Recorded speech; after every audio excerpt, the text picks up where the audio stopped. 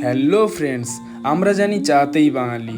চায়ের সাথে বাঙালির একটা প্রথম থেকেই আলাদা ভালোবাসার সম্পর্ক ও আবেগ জুড়ে রয়েছে। আর সন্ধেবেলা চায়ের চুমুক ছাড়া বাঙালির চলে নাকি? তো আমরা চলে গেলাম চা গ্রামে, ওখানে সঙ্গে সঙ্গে অর্ডার করে দিলাম। এদিকে পুচু আইসক্রিম নিয়ে নিল।